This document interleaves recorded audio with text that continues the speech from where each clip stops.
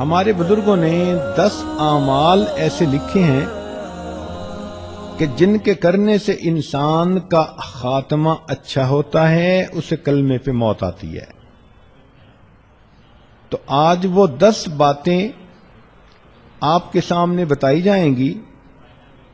امید ہے کہ آپ اسے گوش ہوش کے ساتھ سنیں گی، نوٹ کریں گی اور پھر ان پر آپ ہمیشہ پریکٹس کریں گی۔ سب سے پہلا عمل جس کے کرنے سے انسان کو آخری وقت میں کلمہ نصیب ہوتا ہے، وہ ہے غیر محرم سے اپنی نظر کو بچانا۔ نبی علیہ الصلوۃ والسلام نے ارشاد فرمایا، النظر سہم من سہام ابلیس، کہ نظر شیطان کے تیروں میں سے ایک تیر ہے، مسموم، زہریلا تیر، من ترکہا مخافتی، جس نے میرے خوف سے اس بری نظر کو ترک کر دیا، ابدلتہ ایمانا، میں اس کو ایسا ایمان عطا کروں گا، یجد حلاوتہ فی قلبہ، کہ وہ اس کی حلاوت کو اپنے دل میں محسوس کرے گا۔ ملا علی قاری رحمۃ اللہ علیہ فرماتے ہیں، وقد واردا، اور یہ لکھا گیا ہے، ان حلاوت الایمان، کہ حلاوت ایمان اذا دخلت قلبا، جب قلب میں داخل ہوتی ہے، لا تخرج منہ ابدا، پھر وہ قلب سے باہر نہیں نکلتی۔ تو آج اسی مجلس میں یہ نیت کر لیجئے کہ اے پروردگار عالم، آج کے بعد ہم کسی بھی غیر محرم مرد کی طرف کبھی بری نظر نہیں ڈالیں گی۔ اور کئی مرتبہ شیطان دھوکہ دیتے ہیں، آپ بری نظر سے تو نہیں، ویسے ہی دیکھ رہی ہیں۔ ہر ارادے کی نظر جو غیر محرم پر ڈالی جاتی ہے وہ شہوت کی ہی ہوتی ہے، بندہ محسوس کرے یا نہ کرے۔ تو اس لیے یہ نیت کیجئے کہ آج کے بعد ہم نے غیر محرم کی طرف نظر اٹھانی ہی نہیں۔ اس عمل کی وجہ سے آخری وقت میں کلمہ نصیب ہوگا۔ اسی لیے حلاوت ایمان کی علامتیں لکھی ہیں کہ استلذاذ الطاعات، جب دل میں ایمان کی حلاوت آ جاتی ہے تو عبادات کے اندر بندے کو لذت مل جاتی ہے، تلاوت کرنے کو جی چاہتا ہے، نماز پڑھنے کو جی چاہتا ہے، انسان کا عبادت میں، نیکی میں جی لگتا ہے۔ ایثارھا علی جمیع الشہوات، اور تمام قسم کی شہوات کو چھوڑ دینا بندے کو آسان نظر آتا ہے۔ تحمل المشاق فی مرضات اللہ، اور اللہ کی جو پسندیدہ چیزیں ہیں ان کو کرتے ہوئے جو مجاہدہ ہے اس کو برداشت کرنے کی عادت ہو جاتی ہے۔ پھر فرمایا کہ الرضا بالقضاء فی جمیع الحالات، ہر قسم کے حالات میں اللہ کی قضاء پر بندے کو رضا نصیب ہو جاتی ہے۔ تو پہلا عمل تھا بد نظری سے پرہیز۔ یہ بد نظری فزیکلی بھی ہو سکتی ہے کہ آپ پریکٹیکلی کسی مرد کی طرف دیکھیں، اور یہ ٹی وی کی سکرین پر بھی ہو سکتی ہے کہ آپ ٹی وی کی سکرین پر کسی غیر مرد کو دیکھیں، بات برابر ہی ہے۔ دوسرا عمل جس سے کہ آخری وقت میں کلمہ نصیب ہوتا ہے، فرمایا مسواک کرنا۔ یہ مسواک کرنا جیسے مردوں کے لیے سنت ہے، عورتوں کے لیے بھی سنت ہے۔ علامہ شامی رحمۃ اللہ علیہ نے اس کا مسنون طریقہ بتایا کہ مسواک کرتے ہوئے 3 انگلیاں اوپر ہوں، چنگلیاں نیچے ہو اور انگوٹھا سائیڈ پر ہو۔ وہ فرماتے ہیں مسواک کے بارے میں، من منافعہ، مسواک کے فوائد میں سے یہ بھی ہے تذکیر الشہادت عند الموت، موت کے وقت بندے کو کلمہ یاد آ جاتا ہے۔ رزقنا اللہ تعالی بمنہ وکرمہ، حدیث پاک میں آتا ہے جو بندہ اہتمام کے ساتھ مسواک کرتا ہو، ملک الموت آتے ہیں اور 2 کام کرتے ہیں، شیطان کو اس سے مار کے دور بھگا دیتے ہیں اور اس بندے کو کلمہ یاد دلا دیتے ہیں۔ یہ کتنا بڑا انعام ہے کہ ملک الموت ہی بندے کو یاد دلا دیں کہ تیرے جانے کا وقت قریب آ گیا۔ تو مسواک کی بھی پابندی کریں۔ تیسرا، ایمان پر شکر ادا کرنا کہ ہم نے کلمہ پڑھا، ہم مسلمان ہیں، اب اس ایمان پر ہم اللہ رب العزت کا شکر ادا کریں کہ اللہ تیرا شکر ہے تو نے ہمیں ایمان کی دولت عطا فرمائی۔ اس کی اصول یہ ہے لئن شکرتم لازیدنکم، اللہ تعالیٰ فرماتے ہیں اگر تم میری نعمتوں کا شکر ادا کرو گے ہم اپنی نعمتیں تمہیں اور زیادہ عطا کریں گے۔ تو جو ایمان پہ شکر ادا کرتا ہوگا اللہ تعالیٰ آخری وقت میں اس نعمت سے محروم نہیں فرمائیں گے۔ چوتھا عمل صدقہ خیرات کرنا۔ حدیث مبارکہ ہے، مشکات شریف کی روایت ہے، ان الصدقۃ تطفئ غضب الرب، کہ بے شک صدقہ اللہ کے غضب کو مٹا دیتا ہے، بجھا دیتا ہے، وتدفع میتۃ السوء، اور بری موت سے بندے کو بچا لیتا ہے۔ ملا علی قاری رحمۃ اللہ فرماتے ہیں کہ ای تمنع انزال المکروہ والبلاء فی الحال، کہ یہ عام حال میں مصیبتوں سے اور ناپسندیدہ احوال سے بندے کو بچاتا ہے، وتدفع سوء الخاتمۃ فی المآل، اور موت کے وقت بری موت سے بندے کو بچا لیتا ہے۔ تو صدقہ خیرات جتنا بھی ہو اللہ کے راستے میں کریں، اپنے خاوند سے اجازت لیں۔ ضروری نہیں ہوتا کہ ایک بندہ $10,000 نکالے تو اس کو صدقہ کہتے ہیں۔ آپ نے $1 بھی اللہ کے راستے میں اگر نکالا تو اس پر بھی صدقے کا ثواب ملے گا۔ حدیث پاک میں آتا ہے کہ قیامت کے دن کچھ ایسے بھی خوش نصیب ہوں گے، ایک مٹھی جو اللہ کے راستے میں خرچ کرنے پر اللہ ان کو جنت عطا فرما دیں گے۔ پانچواں، اہل اللہ کے ساتھ بیعت کا تعلق ہونا، قلبی تعلق ہونا، ان کی صحبت نصیب ہونا۔ اس کی وجہ یہ کہ اللہ رب العزت کے پیارے حبیب صلی اللہ علیہ وسلم نے فرمایا ہم رجال لا یشقى جلیسہم، یہ وہ لوگ ہیں کہ جن کے پاس بیٹھنے والا کبھی بدبخت نہیں ہوتا، اور بدبخت تو وہی ہوتا ہے کہ جس کو آخری وقت میں کلمہ نصیب نہ ہو۔ تو اس حدیث پاک سے بھی ثابت ہوتا ہے کہ اس تعلق کی وجہ سے اللہ رب العزت آخری وقت میں کلمہ نصیب فرما دیتے ہیں۔ حضرت مفتی محمد شفیع رحمۃ اللہ علیہ فرماتے ہیں کہ میں نے مولانا روم رحمۃ اللہ علیہ کا شعر پڑھا، یک زمانہ صحبت با اولیاء، بہتر از 100 سال اطاعت بے ریا، کہ اللہ والوں کی تھوڑی دیر کی صحبت 100 سال کی بے ریا عبادت سے بہتر ہے۔ تو فرماتے ہیں کہ میرے ذہن میں ایک سوال پیدا ہوا کہ اگر 100 سال کی عبادت سے بہتر ہے یہ کہتے تو ماننے والی بات تھی، مگر انہوں نے تو فرمایا کہ 100 سال کی بے ریا عبادت سے بہتر ہے۔ چنانچہ میں نے حضرت تھانوی رحمۃ اللہ کی خدمت میں عرض کیا کہ حضرت یہ شاعر لوگ بہت افراط و تفریط کے مرتکب ہوتے ہیں، مجھے لگتا ہے کہ مولانا روم رحمۃ اللہ علیہ سے بھی اس پوائنٹ پر کچھ ایسا ہی معاملہ ہوا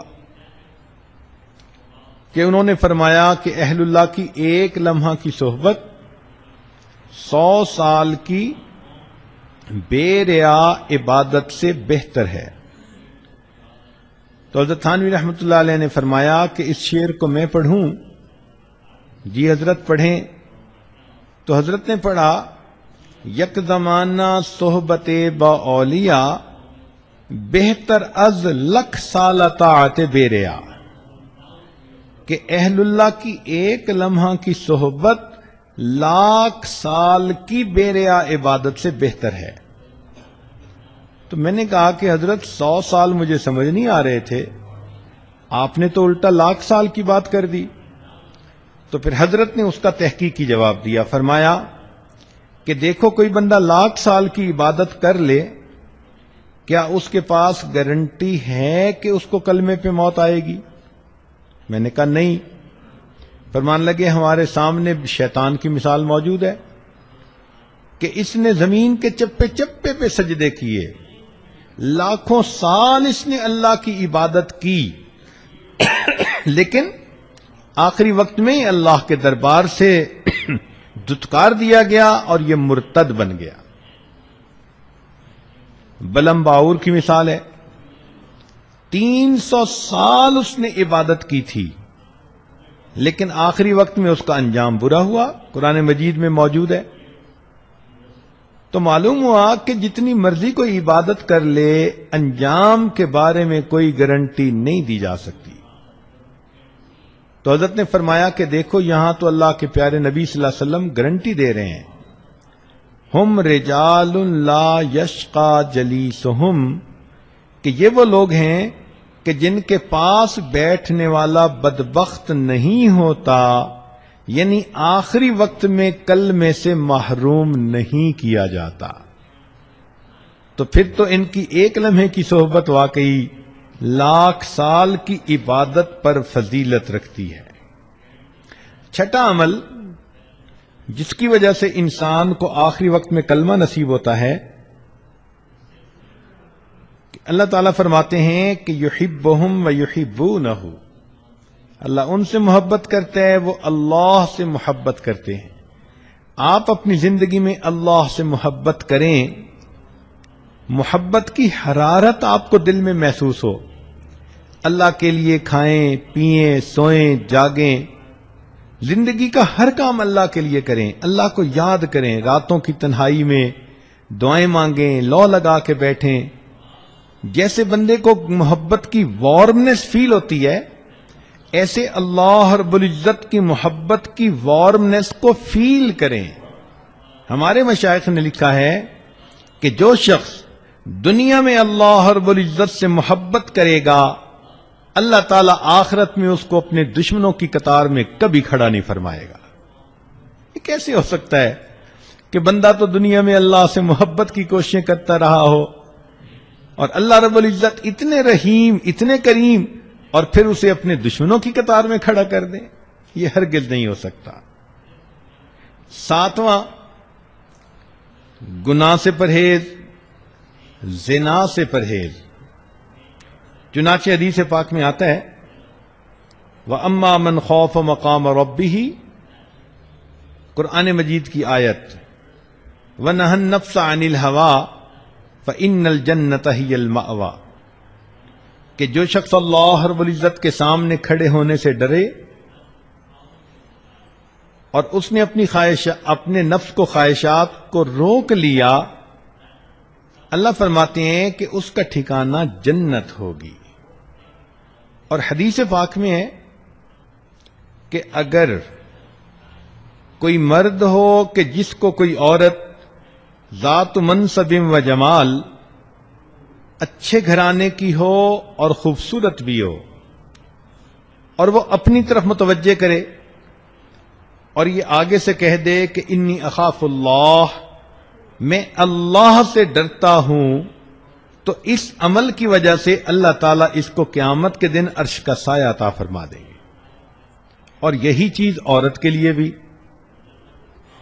کہ اگر کسی عورت کو کوئی مرد اپنی طرف متوجہ کرنے کی کوشش کرے، گناہ کے راستے پہ گھسیٹنے کی کوشش کرے، اور یہ کہہ دے کہ میں اللہ رب العزت سے ڈرتی ہوں، اس عمل کی وجہ سے اللہ تعالیٰ اس کو قیامت کے دن عرش کا سایہ عطا فرمائیں گے۔ شاید ہی کوئی عورت ہو، لڑکی ہو، جس کو اپنی زندگی میں قریب کے لوگوں میں سے کسی نہ کسی کی طرف سے ایسا اشارہ نہ ملا ہو۔ تو اگر کوئی ایسی کوشش کرے تو اس کا ایک جواب انی اخاف اللہ، میں اللہ سے ڈرتی ہوں۔ کوئی فون کے ذریعے رابطہ کرتا ہے، خط کے ذریعے رابطہ کرتا ہے، کسی رشتہ داروں کی محفل میں محبت بھری نظریں ڈال کر اپنی طرف متوجہ کرنے کی کوشش کرتا ہے، مسکراہٹ کے ذریعے اپنی طرف متوجہ کرنے کی کوشش کرتا ہے. یہ سارے عمل ایک ہی مقصد کے لیے ہوتے ہیں کہ گناہ کا تعلق ہو جائے. تو اگر کوئی بھی ایسی انویٹیشن کسی کی طرف سے ہو اور عورت آگے سے کہہ دے دل میں کہ انی اخاف اللہ، میں اللہ سے ڈرتی ہوں، اور اپنی عزت کی حفاظت کر لے، اللہ تعالی موت کے وقت اس کو کلمے پہ موت عطا فرمائیں گے. 8واں عمل، اذان کے بعد دعا پڑھنا. چنانچہ جب اذان ہوتی ہے تو سنت یہ ہے کہ مؤذن جو کہہ رہا ہے وہی کہتے رہیں،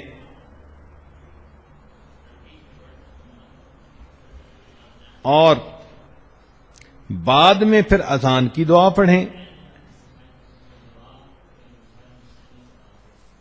بخاری شریف کی روایت ہے، نبی علیہ السلام نے فرمایا کہ جو اذان کے بعد یہ دعا پڑھے گا، حلت لہو شفاعتی، قیامت کے دن اس بندے کو میری شفاعت نصیب ہوگی.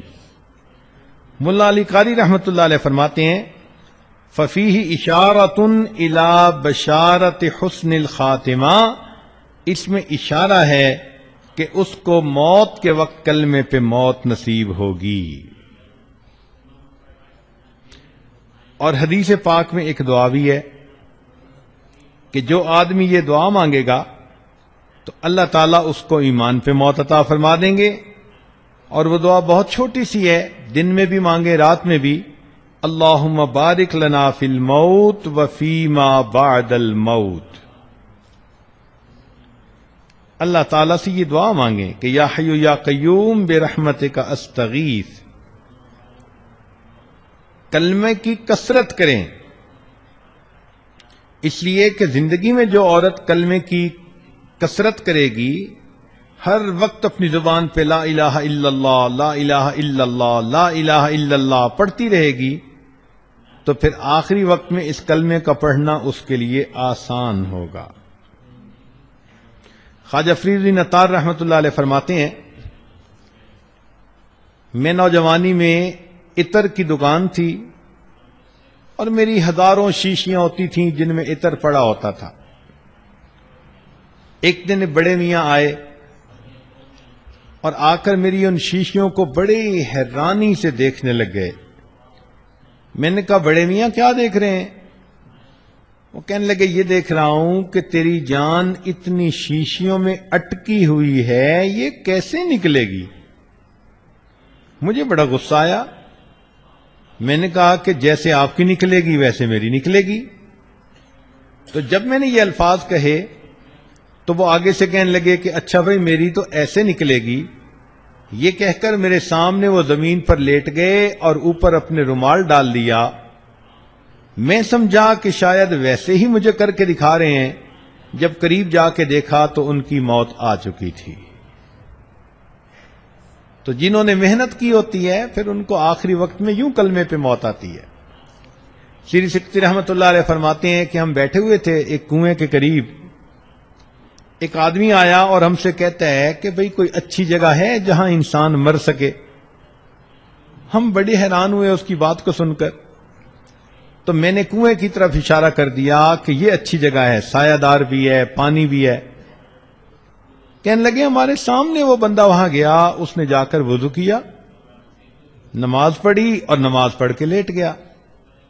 کافی دیر کے بعد ہم اٹھے نماز پڑھنے کے لیے تو ہم نے کہا چلو بھئی اس کو بھی جگاؤ، یہ جماعت میں شریک ہو جائے. کہنے لگے جب اس کو جگانے لگے تو دیکھا کہ وہ تو اپنے رب کو پیارا ہو چکا تھا. تو جنہوں نے نیکی پر زندگیاں گزاری ہوتی ہیں پھر ان کو آخری وقت میں یوں موت آتی ہے. تو ابو ذرہ رحمت اللہ علیہ کی بات ہو رہی تھی کہ ان کے شاگرد موجود تھے، آخری وقت ان کا قریب آ گیا. اب شاگرد حیران کہ ہم حضرت کو کلمہ کیسے یاد دلائیں، یہ تو ہمارے استاد ہیں. تو انہوں نے سوچا کہ جس حدیث مبارکہ میں کلمے پہ موت آنے کی بشارت ہے، ہم اس کی روایت پڑھتے ہیں ان کے سامنے تو خود بخود یاد آ جائے گی. تو انہوں نے وہ روایت پڑھنی شروع کر دی. جیسے ہی انہوں نے ان فلاں کی بات کہی تو کہتے ہیں کہ حضرت نے وہ حدیث خود پڑھنی شروع کر دی، اور پڑھتے پڑھتے جب انہوں نے کہا من کان آخر کلامہ لا الہ الا اللہ، تو الا اللہ کے لفظ کہنے پر ان کی روح نکل گئی اور وہ اللہ کو پیارے ہو گئے. علماء نے لکھا ہے کہ انہوں نے پریکٹیکلی دکھا دیا کہ جس کا آخری لفظ لا الہ الا اللہ ہوتا ہے وہ پریکٹیکلی جنت کے اندر داخل ہو جاتا ہے. 10واں عمل جس سے کہ آخری وقت میں موت نصیب ہوتی ہے، یہ دعا باقاعدگی سے مانگیں، ربنا لا تزغ قلوبنا بعد اذ ہدیتنا وہب لنا من لدنک رحمہ انک انت الوہاب. کہ اللہ ہدایت دینے کے بعد ہمارے دلوں کو ٹیڑھا نہ کر دینا. اگر دل ٹیڑھے نہ ہوئے تو یقیناً انسان کو کلمے پہ موت آئے گی. یہاں پر ہب لنا کا لفظ استعمال ہوا. ہبہ کا لفظ ہوتا ہے کہ بغیر استحقاق کے کسی کو کوئی چیز دے دی جائے. تو معلوم ہوتا ہے کہ یہ جنت بندے کے عملوں کی قیمت نہیں، اللہ اپنے فضل سے جس کو چاہتا ہے عطا کر دیتا ہے.